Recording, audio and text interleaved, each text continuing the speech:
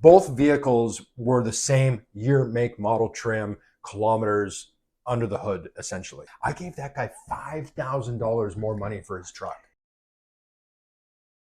I wish I had a mustache like that. Then I could say, I'm Ron Burgundy, but I'm not. I'm Phil Manzat. And I'm Ryan Leverett. And this is Car Buying 101, where we teach you how to save time and money when you're buying your next vehicle. Today, we're going to be talking about how to get more money for your trade-in. Oh, yeah, because everybody wants more money for your trade. I mean, I've never heard people say, you gave me too much money? Oh, I hear that all Never the time. happens. Never happens. Everybody wants more money for their trade. Right. Listen, the vehicle that you're driving right now, it's important to you, right? It's sentimental. It's what you've owned for the last handful of years. You've been driving it every day.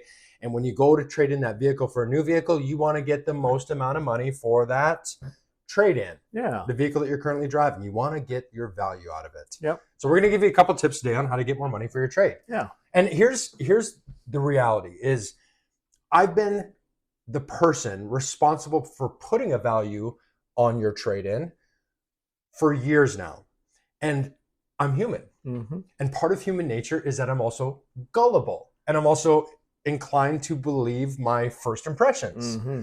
So first impressions matter, folks. When you bring your trade-in to the dealership, step number one, you should wash it. Oh, yeah. Such a simple concept. If it looks like a family of raccoons has been living in it and you've driven it through a swamp, then you should clean it up before you trade it in. And you know, it's funny that I don't think this reflects on, like, my vehicle often looks like that. Mine too, I'll be honest. Mine doesn't look like it's been professionally detailed yesterday. And if you were crab fishing the other day. That's right. And if you took your vehicle to the dealership after you'd been crab fishing, that guy stepped into your vehicle and was like, whoa, you would not get top dollar for your trade. No. Now, this is not to say we don't love our vehicles or take care of them otherwise. But when you come into a dealership and it looks like that, and then you tell the guy... Or smells like that. or smells like that. And you tell the guy, I took very good care of my vehicle. I love it. He's going to be like, uh-huh. Sure. And again, listen, first impressions matter. So here's a little story. This happened recently, like literally a couple weeks ago. I had two customers on, I think it was like a Monday and a Wednesday. These two guys are driving almost the identical vehicle. One's a 2020, I think, Dodge Ram 1500. The other one's a 2021. Same trim level. Actually, they were in the same color.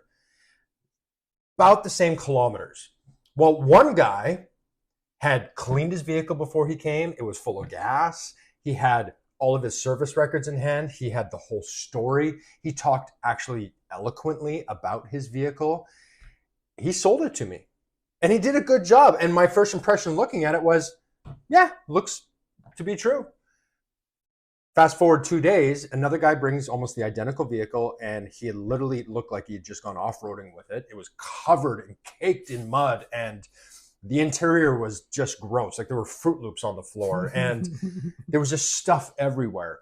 And both vehicles were the same year, make, model, trim, kilometers under the hood, essentially.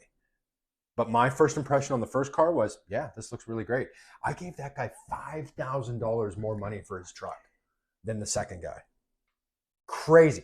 $5,000. Man, if I was to put a stack of $5,000 on the table, what would you do? I'd hit you in the head and take it. That's right. Everybody wants an extra $5,000, wouldn't you? Well, how to get an extra $5,000? But here's the rub, though. Tell the other. No, you gotta tell the other part. So here's what happens behind the scenes. Yeah. You trade in your vehicle to the dealership. You hand over your keys. We sign all the documents. You leave. Now we own your vehicle. In this case, the 2020 Dodge Ram. We own it. What happens next? We have to put it through the shop. So we spend an average in Canada, in British Columbia, we spend an average of about $3,000 in reconditioning costs, from what we pay you for your trade-in to then what we have to spend to get it ready to sell to the next customer, to put it on the lot. It's about $3,000. So we take that into account when we take in the trade. In this situation with these two Dodge Rams, we put them into the shop. The same mechanic actually looks at both trucks, does his inspection. It's a 155-point certified inspection, and both trucks check out perfectly. All they needed was an oil change and a tire rotation. The brakes were fine, the tires were fine, the belts were fine, everything was working perfectly on both trucks. But yet a few days earlier, I gave one customer $5,000 more money for his truck than the other guy. Yeah. Just because the other guy Cleaned it. didn't or did Wow. clean it.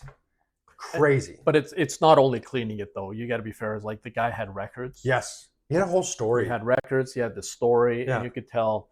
I mean, he in essence, I mean, he did what a person should be doing when they bring in their vehicle for trade, which is selling you the vehicle. He sold me the vehicle. And think about this. Imagine you go onto a dealership lot and all the vehicles on the front line are dirty, look like they had just driven through a swamp, a mud pit. There's Fruit Loops on the carpet. There's no safety inspection. There's no Carfax report. There's no history. There's no story. It's just like, here's the keys. There you go. Imagine that that's the experience you have walking into a dealership. Well, that's the experience I have often when I'm appraising your trade. Yeah, that's exactly. So you want to get more money for your trade? Treat it like you're about to put it on the front line of a dealership. Clean it, have a story, have the service records, have the Carfax. Sell me the car. Yeah. Sell it to me. Make sure it smells good. Yeah, make sure it smells good. Make sure it doesn't smell like old fish. That's right. So that's step one of how to get more money for your trade. Again, what is an average professional detail cost? I mean, I'm not talking about just running it through the car wash at the local gas station. I mean, a professional detail, what, a couple $100? A couple $100 at most. And then if you can't afford that, then just go on YouTube. How do you detail a vehicle? Oh, and yeah. do it. You probably have most of the resources sitting in your home that you could do a halfways decent detail on your car that would earn you on trade at least a few $100 more, if not a few thousand. Yeah. And if you have the money in hand to spend $200 on a professional detail, you're probably going to reap the rewards of a couple grand. Yeah. 10x. Because, and the thing is that there is an average of about $3,000 to put into a vehicle when you trade it in. But when you see something that's in really bad condition like that, I think what you else is automatically wrong? Add a couple thousand 100% in your mind. Yeah. If I see a vehicle, again, first impressions matter, guys. If I walk out to a vehicle and it's dirty and there's stuff everywhere, I look under the hood and there's leaves and rust and dead whatever animals under the hood, and it just looks like you haven't taken care of it, that's exactly where my brain goes, is what else haven't you done? Have you not done the oil? Have you not done the brakes? Have you not done the tires? Have you not done the timing chain or the timing belt? What else haven't you done? And that's just human nature. So again, if you want to get more money for your trade, if it's important to you, which it should be, step one is just clean it. Yep. Step two is have a good story and back it up with proof. Yep. And then if you have any records of service that you've done, bring that in with you as well. And like we always say with Car Buying 101, don't just walk onto a dealership lot. Book an appointment, get the right sales rep that's going to take care of you, look after you, and get you more money for your trade as well. Yep. So like, share, and subscribe, and stay tuned for more money and time-saving tips. We're here to save you money, guys. Take care.